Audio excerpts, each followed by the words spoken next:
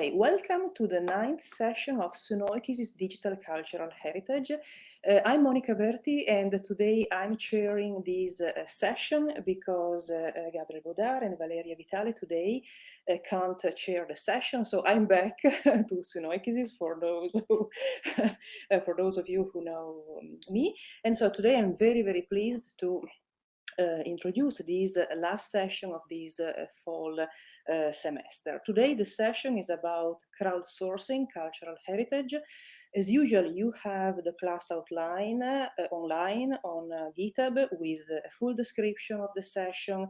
You have readings, you also have an exercise, and our speakers will talk about the exercise. But of course, now I would like to introduce the speakers. Today we have two guests, and okay, you can see them in StreamYard. So we have Mia Ridge from the British Library and John Pearce from King's College London. Another thing, today the session is quite early, at least for the European time zone, because we are in different time zones today, and especially for one speaker, it was impossible to participate in the session later at 4 p.m., which is the usual time for Sunoikisis's Digital Cultural Heritage, 4 p.m. London time. So this is the reason why today we have this session at this time. But welcome to our speakers, Mia and John. So welcome to Sunoikisis. And I think we can start with Mia. She's the first speaker. Okay, so Mia, you should unmute yourself so you can... Can you see my... Can you switch to my screen? Okay, so now I share your screen. Okay, that's perfect. So I can see your screen. Okay. Thank you for this opportunity to share some of my work and research. And thank you also for bearing with me because I'm in Australia, so it's 9 p.m. here. So briefly, I wanted to define crowdsourcing, talk about some of the motivations for organizations and participants. Why do people do it? Why do they take part? Give you some key examples of different kinds of tasks that people might undertake in crowdsourcing. Look briefly at how you might define success for crowdsourcing projects, and also look very briefly to the future of crowdsourcing as we move into fields like human computation. So I define crowdsourcing in cultural heritage as asking the public to do tasks that contribute to a shared significant goal related to cultural heritage collections or knowledge. So the shared significant goal text is there because it has to be something that is bigger than your institution, bigger than your individual project. It has a meaning that reaches beyond that. So it might, for example, be about helping classify data so that more people can find the collections. It's not about asking for help with your homework. It's not about asking someone to do something that's sort of only internally referential. One of the important things to think about is the fact that people aren't paid to do this task. So it has to, in some way, draw them in. So a really quick example is New York Public Library's What's in the Menu. This project worked really hard to design a task that was really easy for participants. So they processed the menu text. These are historical menus from restaurants and cafes. So that all you had to do was type in the dish and the price. It's also a good example of a well-made crowdsourcing project because they've provided help on the page at the point where it appears. They've anticipated some common questions. So the text that's quite small says, please type the text exactly as it appears. Don't worry about accents. And that thereby addresses two of the first questions that someone might have about this. They have a link in case there's more than one price per dish. So they've really put a lot of work into designing an interface that lets people just get on with the task. So it's easy to succeed in a task like this.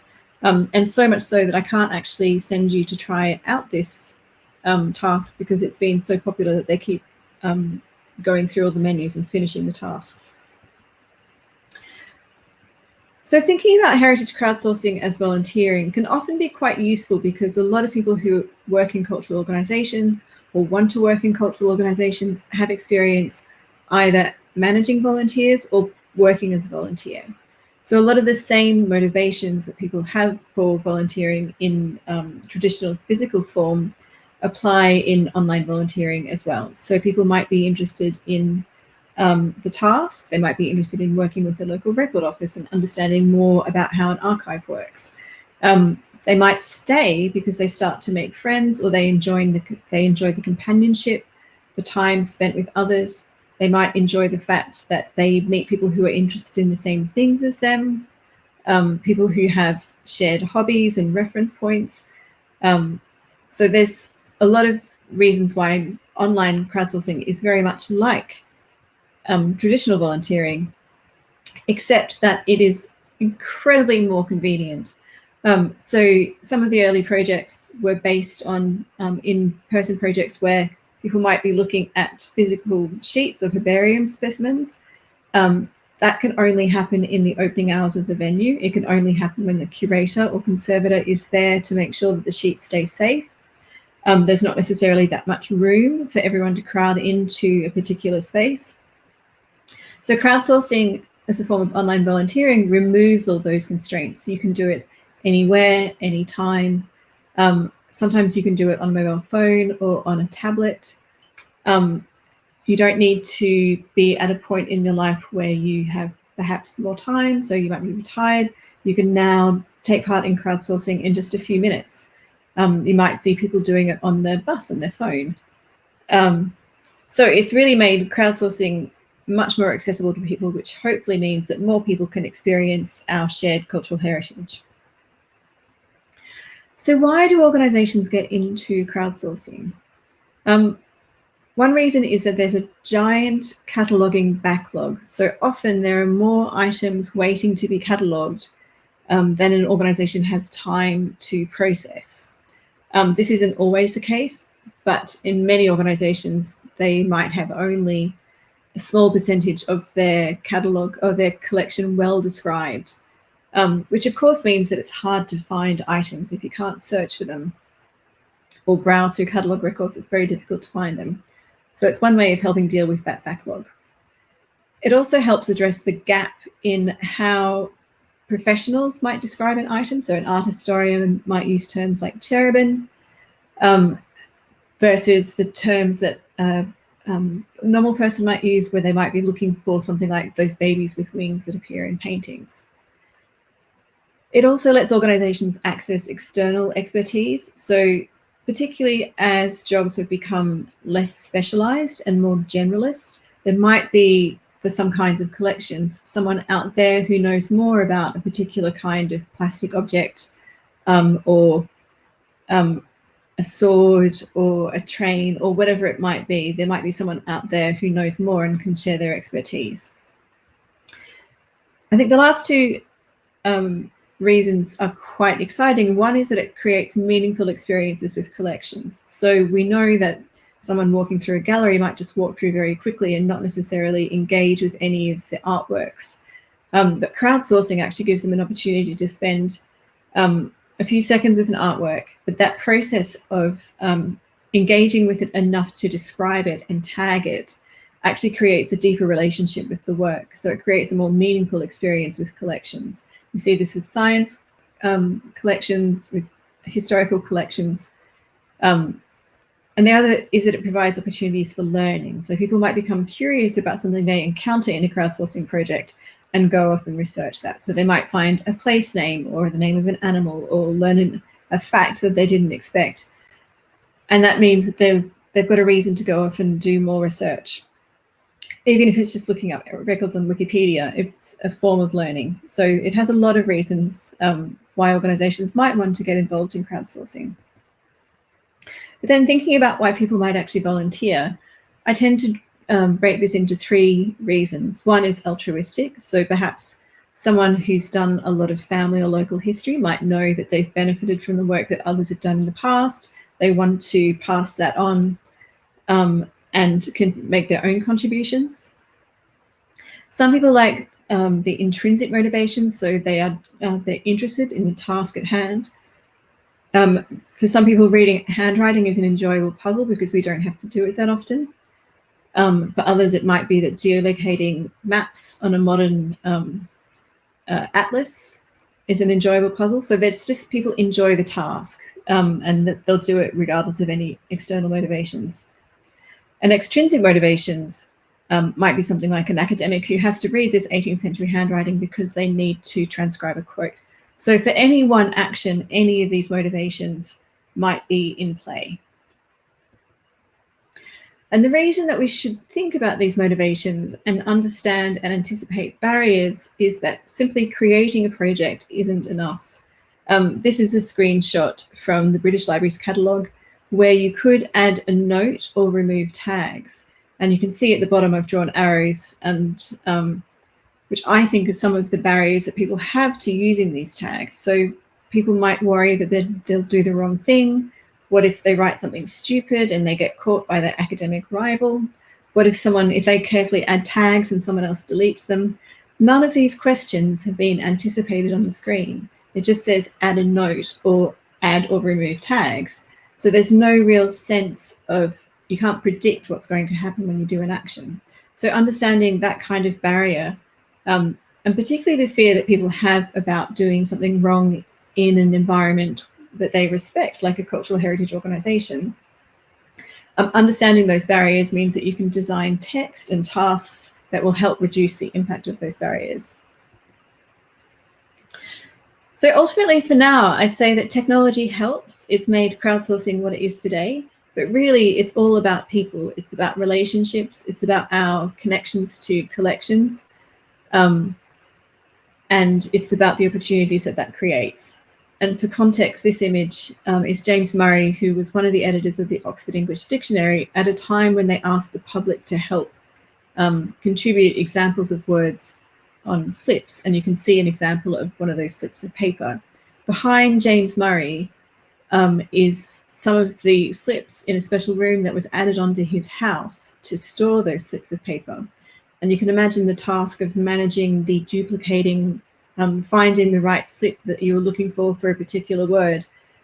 Technology has made that all a lot easier, but ultimately people want to help organizations, they want to help with interesting research questions or with missions that are in some way bigger than themselves, like helping write the OED or contribute examples to the Oxford English Dictionary. So I'm going to show you some key examples of crowdsourcing. I've divided these into 4 types. This is an informal kind of grouping. The first is type what you see. So you look at a screen and you type the thing that's in front of you.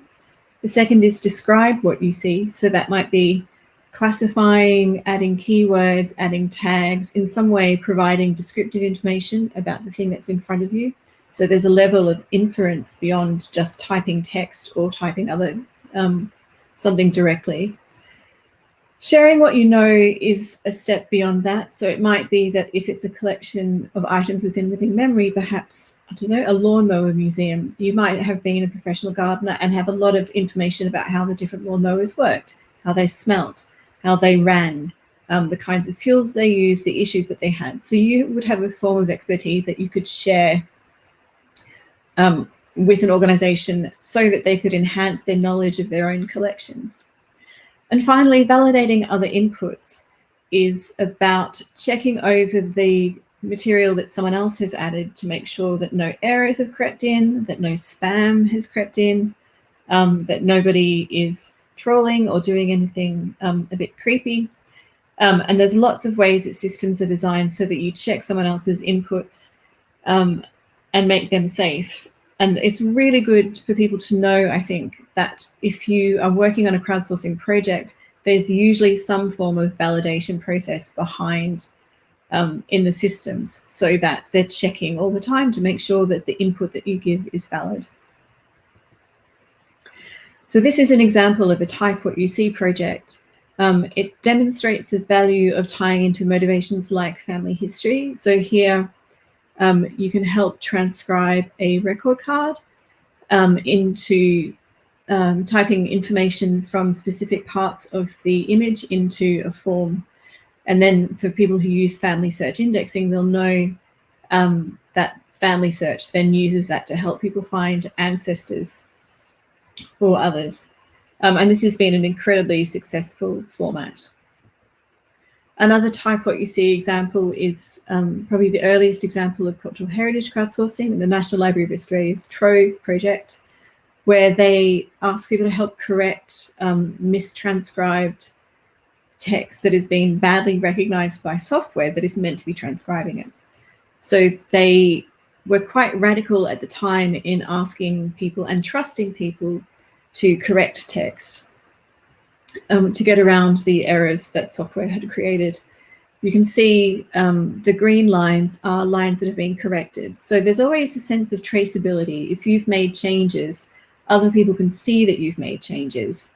But you also get that sense that the changes that you've made have had an impact. So you can start to see a sort of visual representation of how much nicer the page looks after your edits than in the messy state it was before. Transcribe Bentham is a very well-known digital humanities crowdsourcing project.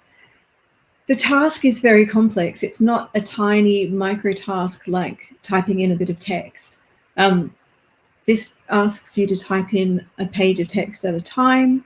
It might be over an hour's worth of work because reading Jeremy Bentham's handwriting is quite difficult. They also ask people to mark up the records in a format called TEI so that you can find things like dates and places and who sent letters.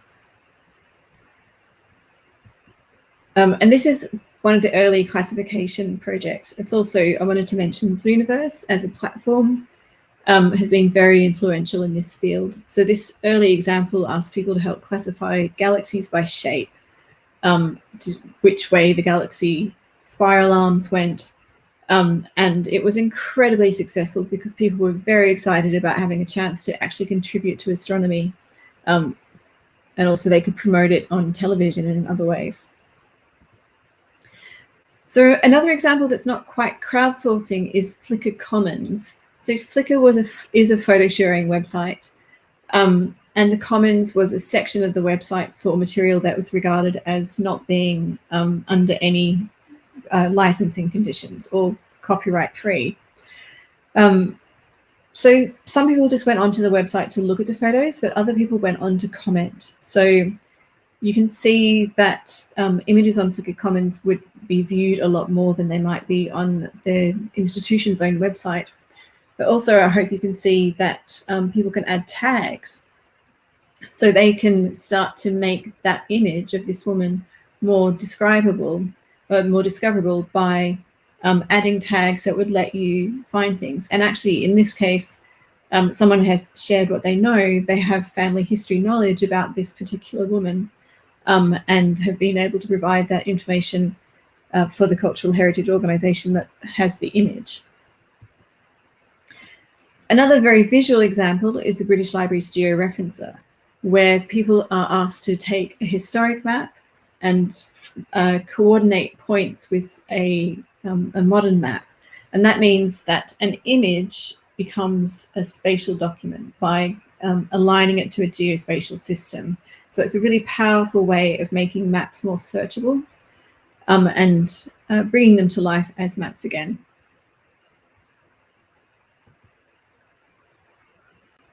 We also see people transcribing and tagging audio. So this experiment from the BBC World Service did some automatic transcriptions of audio, but also asked people to tag it because computers might be getting better at transcribing audio text, but they won't necessarily recognize someone famous. So a computer wouldn't necessarily understand that Martin Luther King is an important person, and that if you hear his distinctive voice, you could tag that audio file to make it easier to find references to him in the archive. And here's an example of using photo masking. So I like this example because it's not a task that really existed previously. You can also see how bad I am at photo masking, where the idea is basically that you draw around the outline of an object, and those images are combined to make 3D models. So it's a really innovative and exciting task. Crowdsourcing can also be used to collect content. So this is an example from the British Library where they asked people to record the sounds of their environment. And there's an interesting issue here where they did this in a kind of pre-iPhone universe. So most people didn't have easy access to apps to upload sounds. You needed to be quite tech savvy to manage this. And also they discovered that if you, for example, record the sounds of your local cafe, there might be music playing on the radio, and that needs to be checked for copyright. It's not the kind of thing that you would necessarily listen out for, but the library had to be very careful about that kind of approving content before it went live. An example of really trying to connect with experts is this experimental project from the Museum of Design and Plastics, where they put up objects online and hoped that people would find them and be able to tell them more information about it. It had a lot of potential, but I think it needed a bit more time and perhaps some advocacy in the kinds of communities that might be discussing things like design in plastics. And that really does take time if you want to reach specialist communities. But it's a really interesting example. So thinking about different ways to define success. The first way is thinking about productivity. So Trove that I mentioned earlier from the National Library of Australia has, I think, 360 million lines of corrected text that people have created through their website. That is just an immense number of people. And the number goes up all the time. So I have to go and check their stats page to get the latest figures. I think it's going up by 3 million lines a month at the moment. Another way of thinking about how you define success is reach. So this map depicts the Zooniverse community. It's a few years old now. I think now they have 1.7 million volunteers. But one thing that stands out here is, of course, there's a dependency on established networks, broadband usually, perhaps people not using mobile phones as their primary method of accessing the internet. A lot of crowdsourcing tends to assume that you have a desktop computer or maybe a laptop computer. Some will work with tablets. Very few projects work with mobile phones. So there's a kind of self-selection going on in terms of who's represented on this map. But it also shows you that people all around the world are able to participate on shared projects and work together and collaborate together to create something quite wonderful. And the final way I like to think about defining success is thinking about how engaged people are with the subject. So that might manifest itself in changed behaviors, changed attitudes, changed knowledge. This example is from Herbaria at Home, where people were asked to transcribe information from herbaria specimen sheets, like you can see on the left. This is the project that began as a physical in-person activity. But people started to get interested in the handwriting that they were transcribing. And from there, they started to collect different examples of the same handwriting to think about who the individuals behind that handwriting were, and to start to get a sense of when they collected, where they collected. They were supported in this by the developer of the site, who was able to add new functions to use structured data. So we have people here who began with an interest in botany or science, beginning to learn some of the skills of historical research so that they could find out more about the individuals whose specimens they were transcribing. So it's an example of how your encounters with cultural heritage collections through crowdsourcing might actually lead to a deeper interest or change your behavior in some way. So it can be very difficult to balance these different definitions of success. And I wanted to briefly look at a case study. The Playbills project at the British Library in the Spotlight is about transcribing some of the over 230 or 250,000 printed sheets, which are held in 1,000 volumes. These volumes have very minimal cataloguing, so it might simply say a collection of playbills from miscellaneous Plymouth, in this case theatres, and a range of dates. There's no information about the individual playbills, performances. There's no transcription of the text. Hopefully you can see behind how varied these playbills are. So the computer software, optical character recognition software, has really struggled to try and transcribe these automatically. So we made this project to help transcribe them. And we wanted it to be very productive, but we also wanted people to spend time with the collections and be interested in the collections and to value the collections and perhaps do other kinds of research. So when we were designing the interface, and this is built on software called Pybossa, the blue circle outlines the transcribe the title, which is the main task for this particular interface.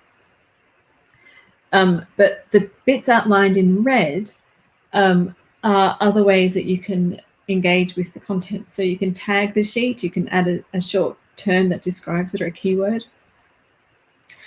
You can add something interesting. So we get people sending a lot of little notes when they transcribe a page or process a page in some way. They'll add a note about a famous actor they've spotted, something interesting in the text. They might ask questions. They'll point out something. So it's a really lovely way of getting to know the collections through the eyes of our volunteers. You can also download the data. You can go and discuss the images that you're seeing on a forum. You can go and view it on the British Library's main website. You can view the metadata, so the information that we have about the collection. So we want people to be productive, and it has been a productive site, but we also want people to be unproductive because we want them to be curious and digress and to go and research things and to look up plays and to look up mentions of people and places and understand more about what was happening in those. So in the exercise list at the end, you have an opportunity to go and try this project. And of course, I would encourage you to go and do so. So one of the lovely things about this project is that the comments that people leave or the notes they make on social media, or in one case, a blog post they've written, gives us ways of talking about the project without just sort of constantly saying, come and look at us, we're amazing. So we can share participant stories as a form of outreach. And it also means that we get to share the really interesting, lovely things that people notice. They don't just sit in our inbox and go nowhere. And I hope that people realize how much we value their comments by the fact that we share them with others.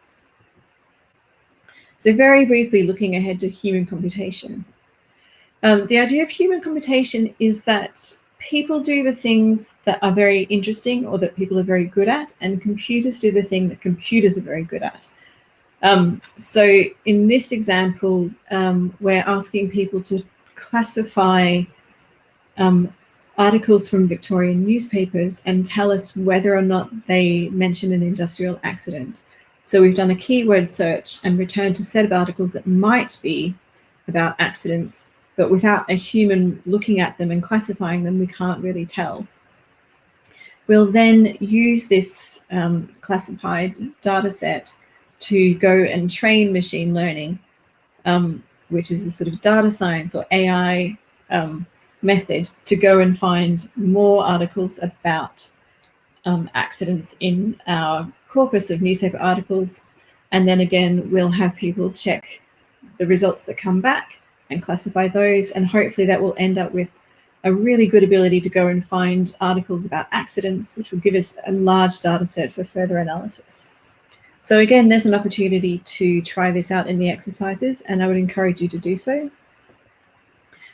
So just to show you again what I was talking about, human computation sees us moving towards combining data science with crowdsourcing. So classifications created by people might be fed into machine learning algorithms. And really our goal is to give computers all the boring bits and to give people the most interesting tasks and content. So I'll stop there and say thanks for listening. I'm looking forward to John's speech now, and we'll return at the end to maybe talk about the exercises. Thank you.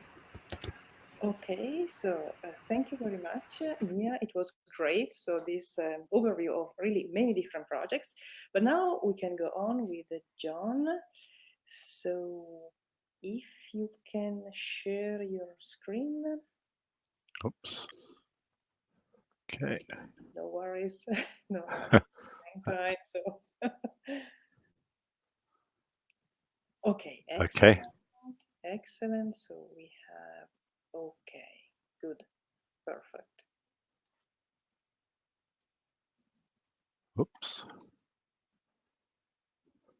Okay, I can see Okay. your. Can you only hide the bar with the? Yep. You see. There Okay, we go. excellent. Thank you. Perfect. Okay. Thank Right. you. Well, thank you, Mia. That was really interesting to hear. So the project I'm going to talk about, it fits some of your categories and some of your types, but also is rather distinctive. So it works as a case study up to a point, but it's interesting for me to think about what other things this entity that I'm going to talk about might do. So it's the main way in which it fits the types that you've described is under the kind of the collecting content heading. So I'm talking about the Portable Antiquities Scheme. So first of all, to kind of outline what I'm going to discuss, I need to establish some context first of all to explain how this came into being. I need to talk about a key kind of legislative change in the UK in the late 1990s and the establishment of the PAS under that framework. I want to give some examples of the kind of content that has been collected, its generalities, and some few individual cases. And then in the final part, kind of reflect on what the crowd is doing here, what it's done up to the present, and the ways in which the kind of wider involvement might be extended, and what some of the challenges are for doing that. And I'll say a little bit more about challenges in general at the end. I should emphasise right at the beginning that I don't work for the Portable Antiquities Scheme or the British Museum. I work at King's College in London. I've been a research collaborator with the PAS for quite a long time now, since close to the beginning of the project. So I'm familiar with what they do, but this is very much a personal perspective rather than an official perspective on the PAS.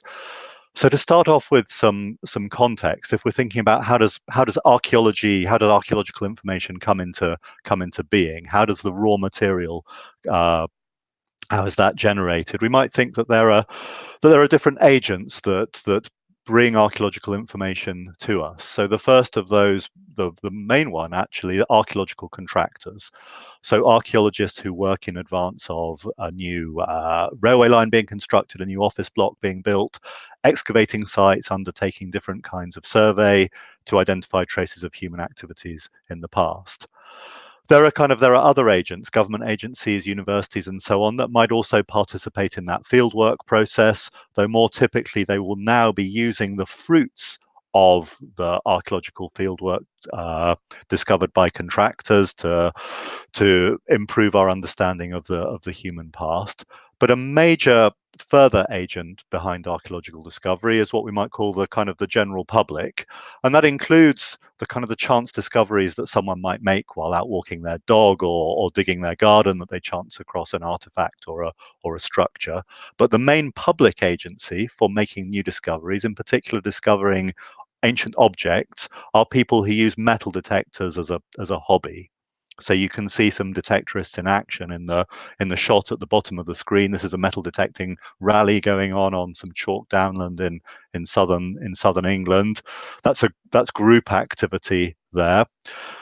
This is a hobby which can generate collections of material of all periods on a really substantial scale. So this is looking at a few bucket loads representing part of one individual's collection from the Northeast Midlands in England, and looking in the contents of those buckets and margarine pots, you can see all kinds of materials, not just metal objects, and things from all periods. So the context of metal detecting, there are some quite specific contexts that apply to the UK, which are different from many other countries. So first of all, it's legal to use a metal detector. for hobby or professional purposes, as long as the landowner has allowed you to do that, and as long as you are not using your detector on sites that are protected by law, of which there are 18,000 in England. Metal detecting in most other European countries, metal detecting is either illegal or can only be used under license, and that license, the conditions of that license are usually very firmly attached to a specific archaeological project. So in Britain, there are a large number of active metal detector users. The estimate is somewhere between 9 and 10,000. And they account for a very high proportion of the finds that the Portable Antiquities Scheme documents. Over 90% of treasure finds, I'll come to the definitions shortly, and almost 90% of other finds. The estimates are that metal detecting goes on in a similar scale in other countries in Europe. So people kind of guess that there are around 10,000 active metal detector users in France, probably similar to the UK. Up until the 1990s, most of the objects that were discovered by metal detectorists went into private collections, went onto the antiquities market. There was no formal record made of them. Essentially, they were lost as part of our common heritage. They remained in single collections. The only kind of legal regulation that applied to the hobby was the Treasure Trove Act. So this is a legislation that originates in the medieval period, and this legislation required gold and silver objects to be reported to the coroner. The coroner would take advice from the relevant national museum, depending on where you were in Great Britain, and it would see if this object met 3 tests. Was it made of precious metal? Had it been buried with the intention of recovering it? And were the original owners or heirs unknown? And if these conditions were met, then the object passed into public ownership, and a discretionary reward could be offered. So, as you would imagine, kind of hearing that, there are major problems with this. So many individual items of gold and silver were simply not reported, and there was no obligation to say anything about non-precious metal items at all. Even of those gold and silver objects or groups of objects which were reported, it was very difficult to meet the treasure trove conditions, especially trying to reconstruct the intention of recovery, for example, behind a group of Bronze Age axes. And where you would be confident that objects had been buried perhaps as part of a religious ritual, or if they'd been buried with the dead, then they weren't covered by treasure trove because they had been deposited without that intention to recover. A further problem was also that when you might have found a group of objects that comprised precious and non-precious metal objects, then it would only be the precious metal objects that were covered by the legislation. And we've got an example from Norfolk of a mixed group that has precious metal and non-precious metal components, but becomes significantly impoverished if only the precious metal components become part of a collection. So a major change to legislation in the mid-1990s. The Treasure Act came into force from September 1997, requiring again that finders of certain categories report their objects to the coroner, but it had a new definition of treasure. So that was based again partly on age, partly on precious metal content, but it also meant that other objects found with objects with a certain minimal precious metal content also had to be reported. This definition was extended in 2003 to include groups of objects from the periods before the Romans, so the Bronze Age and Iron Age in particular, where you had groups of, for example, bronze axes, so nothing in there that was precious metal, but nonetheless occurred as a group. So these objects that fitted these criteria had to be reported, and there was a formal reward and valuation system instituted where the object or group would be considered by specialist advisors in a museum, and if it was thought to meet the criteria of the Treasure Act, and be of interest for public acquisition, then it would be valued by an independent committee that included archaeologists, museum curators, representatives of metal detector groups, and antiquities dealers. As part of the same legislative programme, the Portable Antiquities Scheme was established. Its purpose was partly to administer this new Treasure Act, so to provide a vehicle for the reports of finders to be made available to the coroner and then to be reviewed by museums and so on. But also, maybe more important, or at least as importantly, it instituted a voluntary scheme for recording all the other kinds of archaeological objects that were found by the public that didn't meet the criteria of treasure, but were nonetheless more than 300 years old, recognizing that this accounted for the mass of archaeological discoveries. The numbers of items of precious metal found are really very small in number, and that this kind of neglect of this non-precious metal material was leading to a massive loss of information.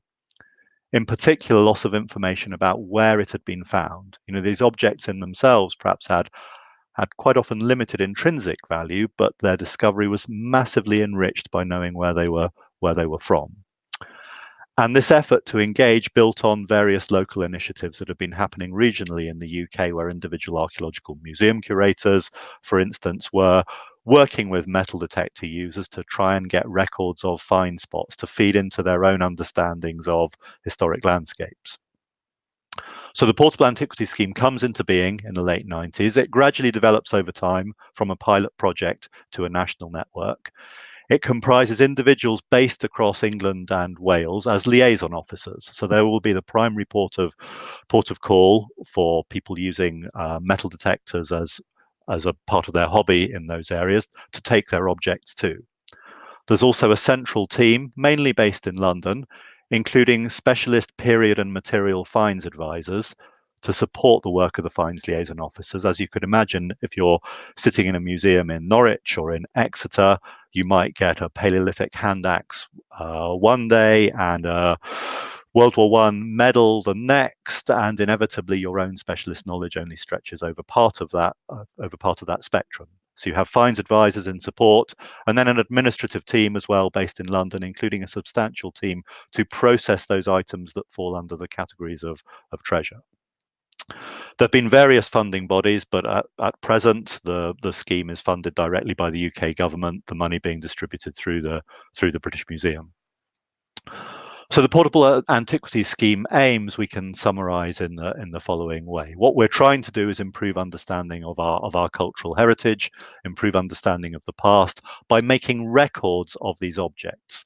So the non-precious metal objects in particular, when they come in, the record is made, the object goes back to the finder.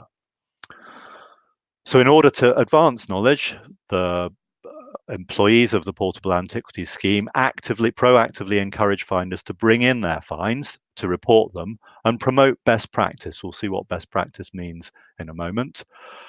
They also want, as part of this, to communicate what is interesting about these objects to the people who are finding them and the wider public who are in the areas in which the finds liaison officers are based. So to give a sort of a more graphic sense of that outreach, we've got two images here.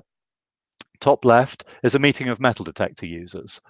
So finds liaison officers will be kind of on many evenings during the year, quite often, going out to meet metal detecting clubs, to take finds back to finders, to take in new material, but also to explain to those finders why, in relation in particular to their local landscapes, why these objects are interesting, how they're kind of improving our understanding of the historic development of that landscape.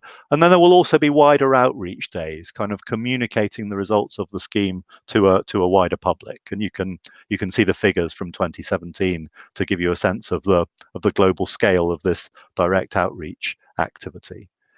In terms of best practice, in terms of trying to to some extent to change what finders do, there are two key areas that the finds liaison officers engage with. First of all, to encourage finders to report as precisely as possible, to document as precisely as possible where they're finding objects. So typically using a GPS, that can, at the very least, allow you to identify to place the find to its nearest 100 square meters, but ideally with higher resolution to the nearest 10 square meters. They're also offering advice on how to conserve objects, so that often objects, when they emerge from the plough soil, might be quite heavily corroded, and there are lots of sort of homemade traditional recipes for removing corrosion. They're often highly detrimental to those objects and really impoverish what can be learned from them. So it's georeferencing and conservation are two key areas where the liaison officers have tried to kind of to change the practice of those who are finding and collecting these objects. Where do the fruits of this go? It's partly into kind of direct local outreach, but the main vehicle for disseminating the information about these new objects is online. This was a born digital project, so right from the start, the new object records were being disseminated through the web. So this is a website that's freely accessible for most users. You don't have to sign up as a research user. You can simply engage with it as and when.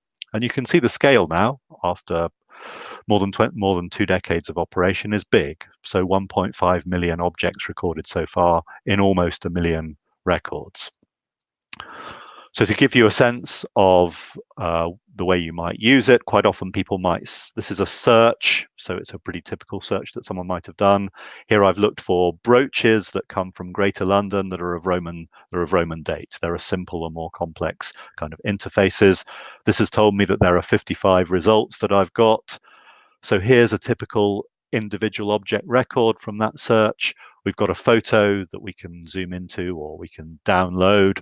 We've also got a description of the object with a kind of a pretty full sort of research grade archaeological documentation of it that describes it, gives us date, parallels, and so on. There's more information of that kind if one kind of scrolls down through the record. We can also, through the PAS interface, we can look at the distribution of our find spots, those records that our searchers generated. And if we have research access use, so where we sign up on various terms and conditions to say that we're not going to distribute the data ourselves and that we're going to keep the find spots, the high resolution information about find spots confidential, then we can look in more detail at where these are from. So this is a handful of those Greater London Roman brooches. These are mainly acquired by people using metal detectors on the tidal flats that appear when the water level in the River Thames drops as the tide goes out. So you can see there's a few finds made just by the Tower of London. So this activity is on a big scale. I'm not going to go through the numbers in detail. This is to give you a sense of the annual collective activity of the Portable Antiquities Scheme from the most recent year that's been reported. So 80,000 finds and so on, the vast majority made by metal detectorists, usually out in the countryside working on fields rather than kind of on tidal mud flats in London. And now a very significant proportion of those finds recorded to the nearest 100 square meters. Some of the Portable Antiquities Scheme data typically gets transferred to local historic environment records, which these are inventories of archaeological sites held for different counties or cities by local authorities in the UK. And this is used to inform planning decisions. What's the archaeological impact going to be of a new road scheme, for instance? The number, and to give a sense of the time depth behind that, this is looking at treasure cases over time, top left, and then all objects recorded, bottom right, going from for treasure before the Portable Antiquities Scheme, for the non-treasure cases from the start of the Portable Antiquities Scheme, and you can see that trajectory is relentlessly upwards. You know, this is a data set that continues to grow. In terms of the general characteristics, this is a distribution of find spots actually from 2013. The map would now be there would be a lot more dots on the map plotted. You can see that there are regional biases. So very few finds made in upland, southwest England, Wales, or northern England. And if we were to produce a heat map version of this, kind of colouring where most finds are made, we would see that eastern England from the River Humber up here down through Lincolnshire and East Anglia and into Kent. This is where the very significant concentrations of objects are discovered. This is England's prairie belt, where you have the most kind of intensive forms of arable agriculture, because the plough is bringing up material from archaeological sites. These are the richest areas on which to detect. So our data set is skewed towards the arable regions of central and eastern England. To give maybe a slightly more concrete sense of the kinds of things that come up, here are a couple of individual finds. So this is a new bronze head of a Roman emperor that was actually discovered in the 1970s by a farm worker, but becoming aware through a local museum outreach day in the early 2000s of the Portable Antiquities Scheme, he brought it in. It's likely to be a representation of the Emperor Marcus Aurelius, but very much in a provincial style, with that kind of corkscrew hair and corkscrew beard, kind of compared to a more sort of typical portrait of the emperor we can see top right from Rome. Here's another example of a single find. This is a hoard of coins, a very large hoard, 52,000 coins, the largest yet discovered from the UK. Detectorists found it in this case and actually left it in situ, called in the archaeologists to come and excavate it. So we learn much more about the circumstances of deposition and the original form that the hoard took from allowing archaeologists to be involved in the process of excavation. Those are some individual finds to give you a sense of the research utility of this material more collectively. Top left is a kernel density plot of Roman brooch discoveries. So what this does is it color codes the map according to the number of finds. So the higher the number of finds from a given territorial area, the redder the color. The lower, the bluer, and then whiter the color is. So it gives you a sense of that focus in the distribution actually of any artifact in the Eastern Midlands and in East Anglia. And then on the right, we've got one particular brooch type. There are multiple brooch types of the 1st and 2nd centuries AD, and this is one particular type that you can see to some extent follows the general pattern, concentration in Eastern England, but it's got a very particular distribution around the Humber estuary. So this brooch type, the head stud brooch, the number of portable antiquities finds actually exceeds the numbers of finds made by conventional archaeological methods. So we get a much kind of sharper view of the distribution of this brooch type and what that might mean in terms of economic activity or kind of people identifying themselves through regional dress than we would have had before. So what about then the roles of our finders? In what senses is this a crowdsourced project? Well, this is a collecting content project, and in some ways, the finders of these objects are the providers of this content. They're bringing their objects in to be documented and then returned to them. But what does that do for them, as it were? In what ways is that kind of changing what they do or enriching what they do? So I've already talked about kind of changes to conservation, how you look after those artifacts, and also how you map their distribution, how you get that crucial context information. Anecdotally, one can also see that it's very frequent for metal detector users, having engaged with their local finds liaison officer, to become advocates for the Portable Antiquities Scheme. That advocacy might be with other metal detector users, other people in metal detecting clubs, to say, look, this works.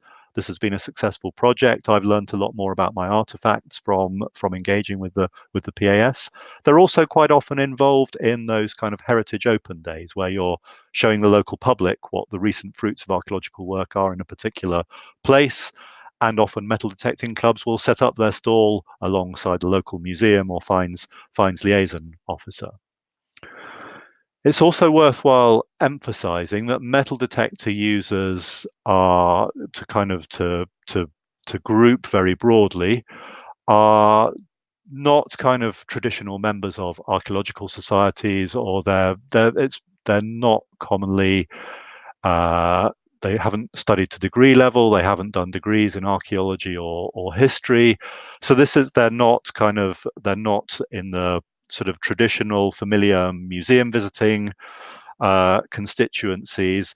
So this is a form of engagement that brings an underrepresented constituency into mutually beneficial contact with archaeologists, museums, and heritage agencies, and so on. And this is, the PAS has been very active and explicit about this. You can see the launch of a treasure report from the early 2000s involving the then Minister of State for Culture, David Lammy, and the press release talks about the sort of the unsung heroes of heritage, how an underrepresented constituency has been involved in building our understanding of the historic past. And Mia was talking about how the aspiration for a lot of these crowdsourcing projects is for people to to engage more deeply with the material that they're working with, or that they're reporting, and to think about what it means for them. So that's an aspiration that's easy to talk about in general terms. I'm not sure how much research the PAS has actually done to substantiate that. It's an impression that one gets. There are when thinking about this engagement with finders, what is the role of the crowd and crowdsourcing here? There are limitations to it. So again, this echoes a theme that was brought up by Mia. Often the participants in these projects bring a great deal of expertise in their own right. Often people who use metal detectors as a hobby, it's often a lifelong hobby from teenage years through to retirement. And in engaging with that hobby and in researching the artifacts they've found privately, they've often built up a very considerable body of expertise in identifying and describing objects. And because the finds liaison officers have to deal with material from the Paleolithic through to the post-medieval period, they often don't have the same, they inevitably can't have the same amount of research expertise on every single object category as some finders would sometimes bring. So what's being done with finders' expertise here? Arguably, it's an underutilized resource. When we're thinking about the process of turning the discovery into data, most of that process, beyond the finding itself, is done by experts, is done by the employees of the scheme. And then who are the main beneficiaries? The main beneficiaries are perhaps rather traditional beneficiaries. This generates an enormous amount of research material for university or museum-based academics to engage on, to provide the raw material for PhD projects, for MA or undergraduate dissertations. It also provides lots of rich information for local historic environment records, where you're getting a much better sense of the distribution of cultural material across a landscape. But what can be done actually to enhance or to exploit and enhance the enthusiasm of finders and other volunteers to actually be involved in the process of documentation, and therefore the historic reconstruction of landscape? So on an individual basis, finds liaison officers have often had volunteers working with them. You can only typically manage a very small number of volunteers, but in order for those volunteers to be useful, the kind of tasks that you want them to do, photographing objects, describing them, a certain amount of training is involved. So the tasks are very much at the complex end of the spectrum that Mia talked about. Recognizing that the time and resources of finds liaison officers were limited, what the PAS did as an enrichment of its own activity was to apply for Heritage Lottery funding successfully to develop a program called Past Explorers, which provided funded opportunities for volunteers to participate.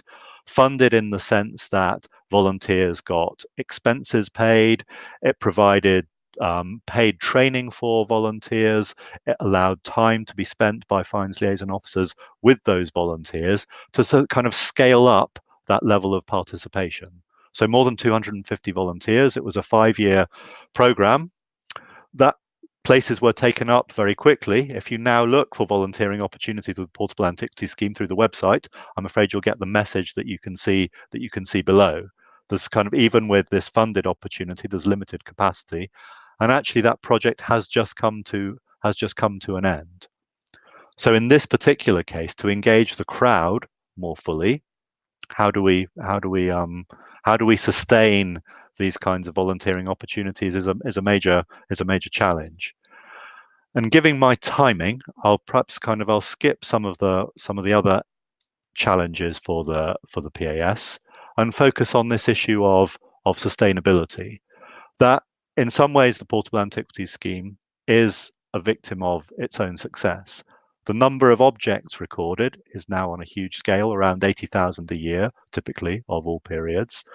The number of treasure cases continues to go up every year. You can see just over 1,000 in 2014, whereas more than 1,250 in 2017. And this last year there have been more. Treasure cases are especially intensive in terms of the time required by fines liaison officers and by the central team in London to work on. So how do you kind of sustain that level of documentation of fines? There are issues too about the durability of data, investment in the website, and so on. That we are in a time of austerity in terms of UK government funding, and the PAS in recent years continues to be supported by the UK government, but typically without making allowances for inflation. So that has had a constraining effect on all kinds of resources that are available. It's not a perfect scheme. A recent PhD estimated that it's around half of all fines discovered are probably recorded on the PAS database. There is a very substantial kind of body of discoveries that are not yet being documented. There is a group of users on a significant scale not being engaged with. And especially thinking about our question today of the role of the crowd, involvement with the PAS beyond taking your find in and being responsible and getting it documented and then receiving it back. If you want to be involved in a more significant way and help kind of enrich the understandings that we get out of this material, there are these volunteer opportunities, but they are heavily constrained by the time and other resource requirements that they make on fines liaison officers. Past Explorers has been a very successful project, but it's now completed and funding has stopped. So I'll end then with that challenge that picks up on some of the themes that Mia was talking about in her presentation. Okay, so John, thank you very much. Really, thank you for this overview about these extremely interesting and important, of course, issues for the preservation of our cultural heritage. So I don't see questions in the chat. We still have Valeria, but I don't know if Valeria have questions. Otherwise, yeah, Valeria, please. Also, probably requested from the students because that's an unusual time, so they will probably watch this at a later time. But thank you very much. That was really great. Yes, maybe so if you we still have some minutes, and I have a few questions, but before, maybe you can briefly describe the exercise on GitHub for our students. Yeah, so in the exercise, I've suggested that people look through some crowdsourcing projects. The reason for this is that it's really the best way to understand what it is and to have a sense of why people take part.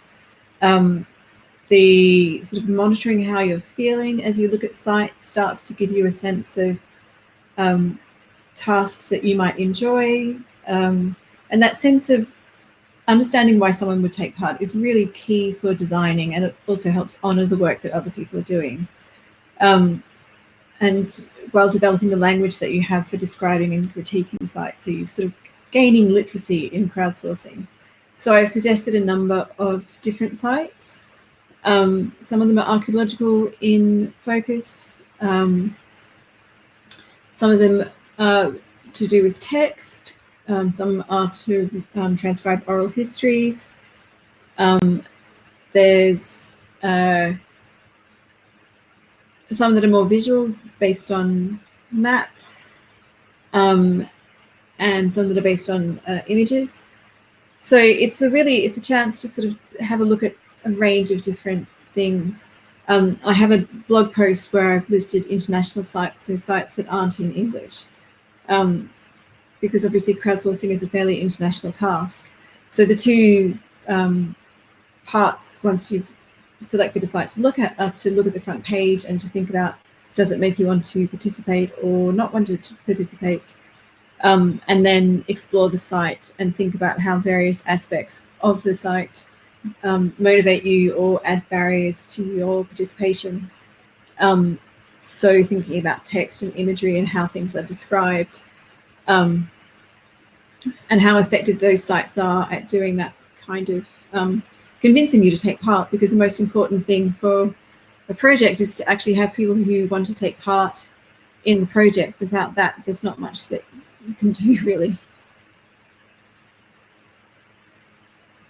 Okay, so thank you.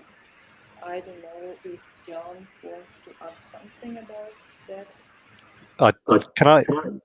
Can I ask Mira a question? Actually, thinking about the issues that I raised at the end of the presentation about the sort of the crowdsourcing that the Portable Antiquities Scheme demands, especially for people in being involved as volunteers, is one of the issues with that is the high degree of training that you need if you're going to be someone who's writing those object descriptions to make them usable as a research resource. But one of the other issues is the kind of one of the things that where confidentiality applies to these discoveries is that are these high resolution find spots. So you have to be given permission as a research user in order to access those. And I don't think in the projects you reviewed, it didn't seem like there were issues about confidentiality of material that kind of put in another threshold. So as well as the enthusiasm, you would also need to meet a kind of a suitable person test to participate. And I wondered what kind of projects outside archaeology, but maybe that had a kind of a comparable threshold to meet, how that was done. I think most of the projects I know of that might involve, say, more recent personal records, so the things that might now fall under data protection, or that might involve medical records, are usually done through in-person volunteering projects. So people might end up sort of doing some work at home, but their initial relationship is with is an in-person relationship with people. And I think people use that as a way of winnowing out people who might not be doing it for the right reasons. But I think the PAS is highly unique in that the data that you can have access to is sort of financially valuable. Mostly it might be that someone's family might be embarrassed by learning something about an ancestor or a grandparent, for example, but it's not as high stakes as the issues that you're working with. So I think it's quite unique in that sense. I'm not sure that that's much help in terms of finding models to work with.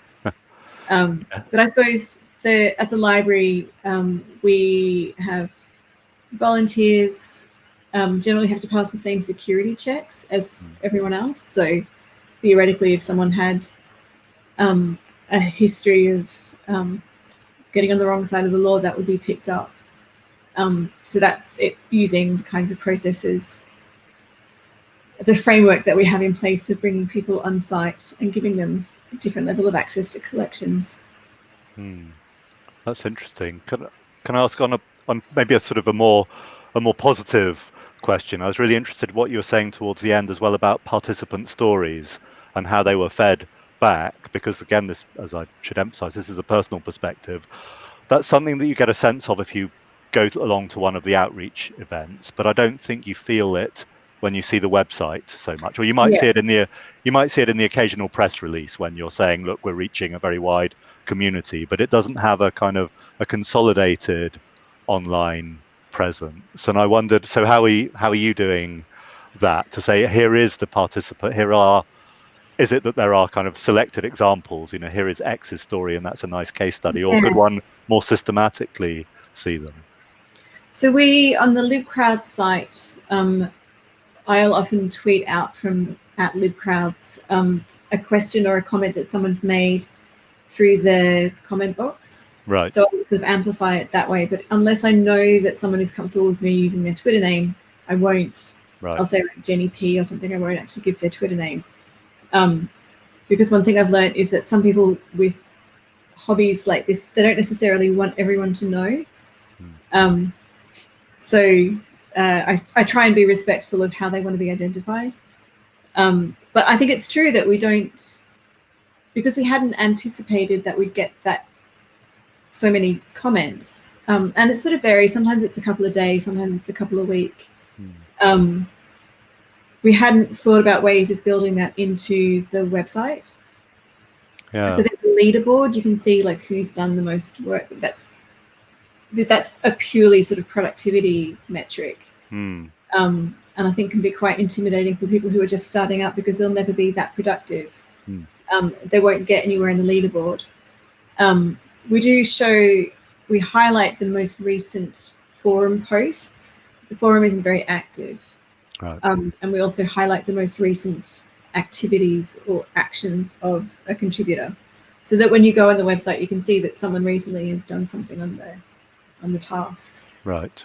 And on the Living with Machines task, which is on the Zunoverse platform, they have a talk function, which is quite widely used across all their different projects.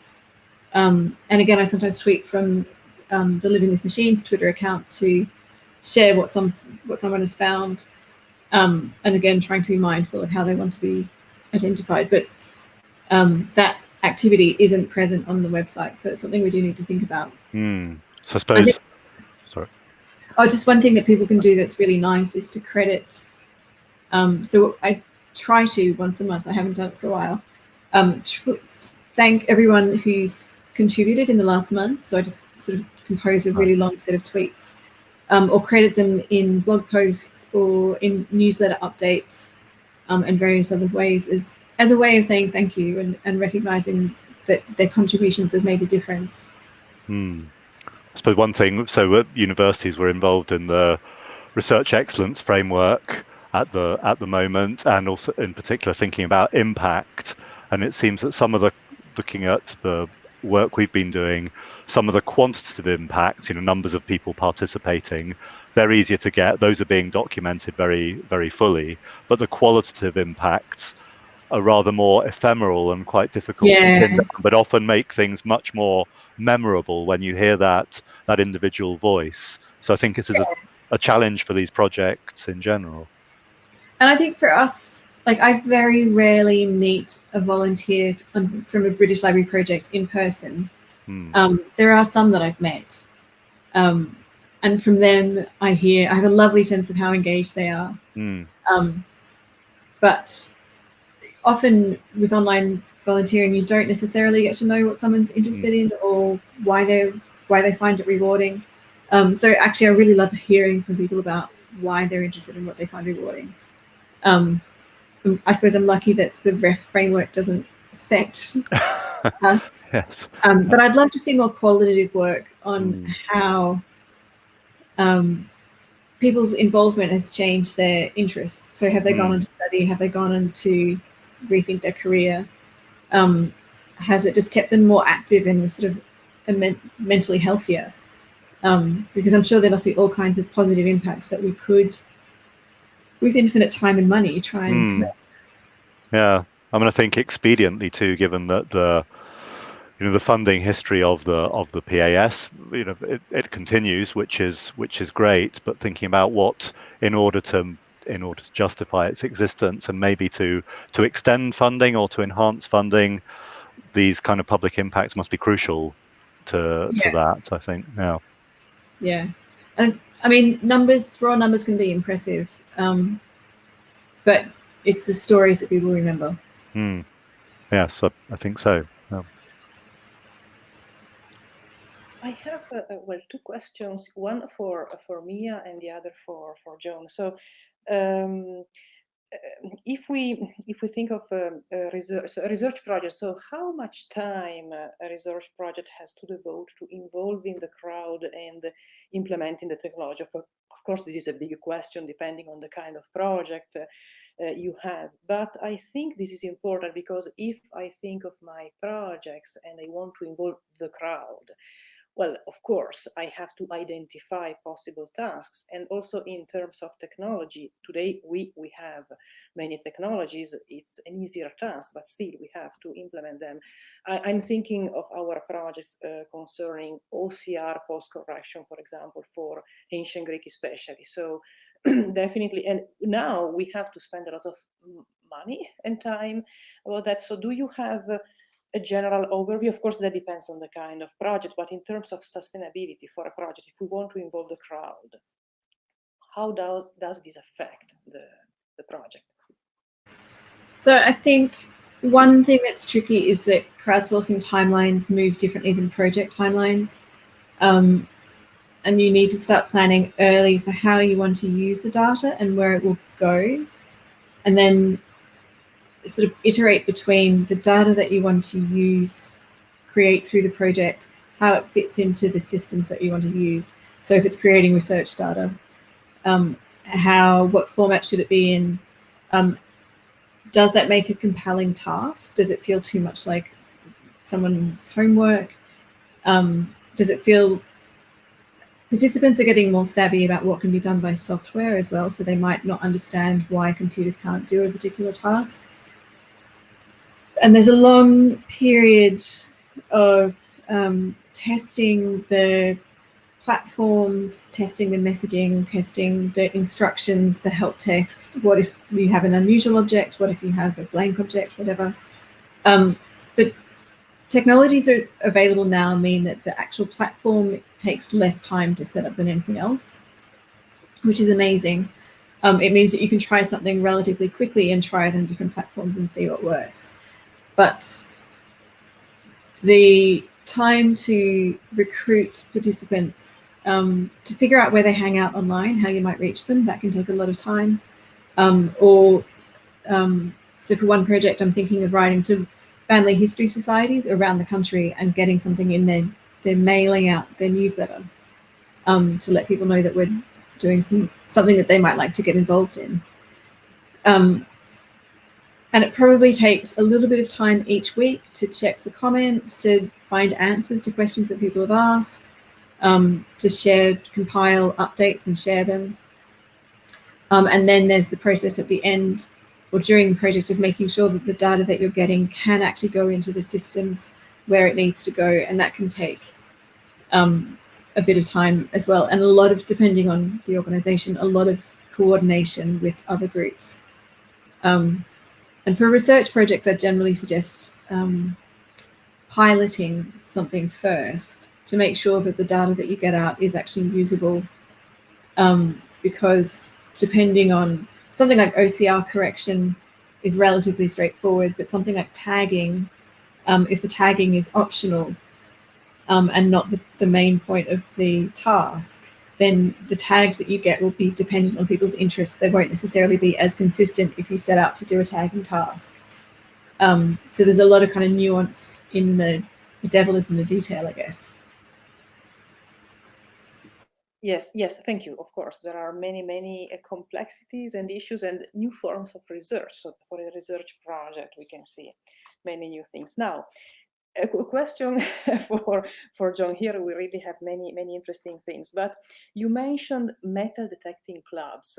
I'm not an expert and I have never thought about them. I didn't know that metal detecting clubs existed, but of course it makes sense. But the role of these clubs is to promote legal activities, to control legal activities, and to make people aware of the importance of this activity for respecting, in this case, our cultural heritage. I'm not an expert, so I'm asking. So the role of these clubs. So I think the role of these clubs has, or their origins are twofold, really. I think one of their roles is to make this a sociable activity. So, that's a fundamental part of it.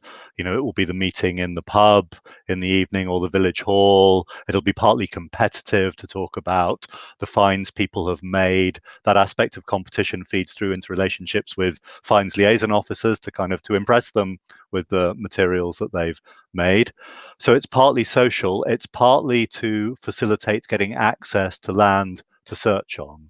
It's much easier to get access as a group, probably, and then the landowner will know the names of everyone in that group, rather than having yourself to go and find a farmer, typically a farmer who would be willing to let you have access to the land. So those are the two reasons that these clubs came into being. There's a very nice TV series in Britain. It's a fictional series called Detectorists, and it's set in this milieu, and it's actually very true to the milieu. So if you want to get a flavor, that's one way of doing it. It does, when the Portable Antiquities Scheme was set up, it's much easier to engage with larger numbers of detectorists through these clubs. So detectorists tend to fall into two groups: the club members and the single detectorists. And both groups are quite territorial about the land that they have access to. But it's easier to engage with clubs because straight away you engage with a larger number.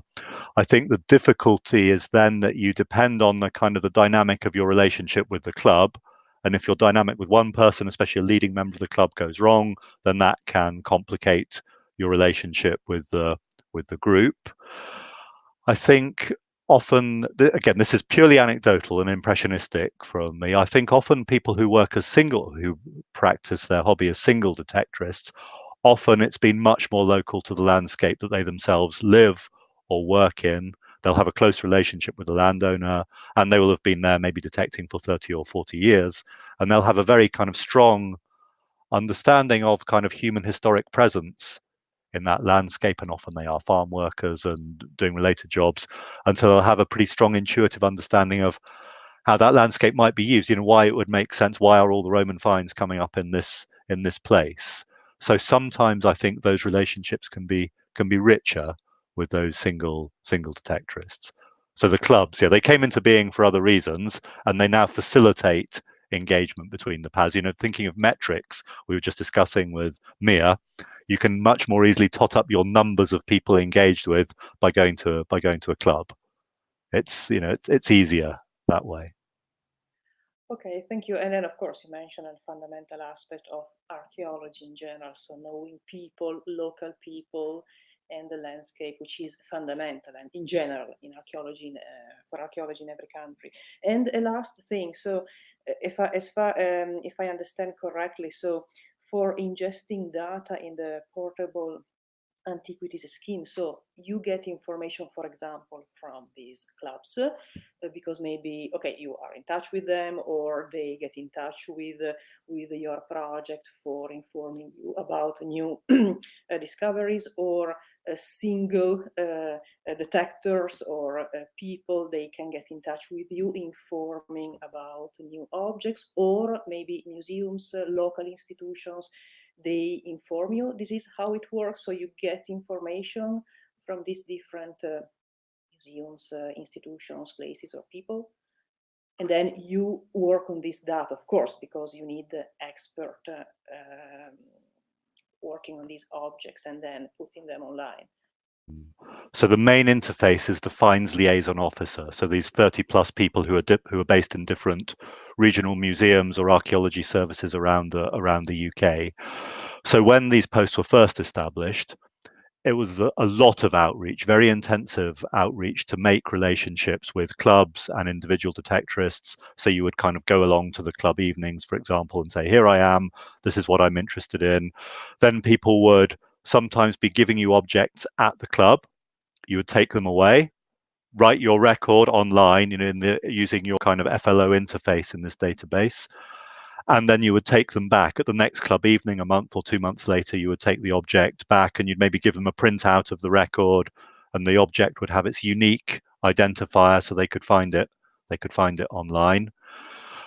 having established those relationships, then it's more that people start coming into you. So they'll know, okay, can I make an appointment to see you in your office on Tuesday at 3 o'clock? And I'll bring my objects along then. And the advantage of that for the detector user or the finder is that you can have that kind of one-to-one chat rather than just being in the kind of the busier sort of ambience of the club. So it's sort of the dynamic varies a bit depending on what stage of the cycle you're at. And also if the project has now been set up for 20 years, but maybe if you've just been appointed to be the fines liaison officer in Suffolk, then you'll have to do maybe some more outreach work initially so that people can kind of know who you are, and then the flow will start coming to you. So that's how it works. It's usually from that direct relationship between you and the detector user. Yes, thank you very much for this. I think this is important for our students, so to understand the importance of establishing relationships, especially for archaeology. This is a fundamental part, especially when you work also in a foreign country, because it happens that I'm originally from Italy, for example, and I know there are many, of course, archaeological digs in our country, but also in Greece, but also in the UK, of course. So the importance of establishing relationships, I think this is really important. So unfortunately, our time is over now, but I have to thank you really, because you gave us and our students an overview of crowdsourcing today, what is possible, what we can do in the future, the importance of this topic, and also I'm impressed how many projects we have. So really, we have a lot of work for many generations. So thank you for also your class outline, the slides. And for our audience, this was the last session of this fall semester of our program Sunoikisis Digital Classics, but we will be back in 2020 with two new basically blocks, one in the first part of the year starting in January, and then as usual we will have a later sort of semester starting in April and following the German calendar, because with Sunoikisis we have many different people, as you can see, contributing from different countries and with different academic calendars. So thank you, first of all, to our speakers today, and especially to Mia. She's quite far and she's late for her, but Sunoikisis makes this possible. And John, thank you really for these important topics, and thank you to our audience for following us, and see you soon on Sunoikisis, and we will keep you posted about our program and our syllabi. So bye, and good night for Mia, and good afternoon for John. Bye, see you.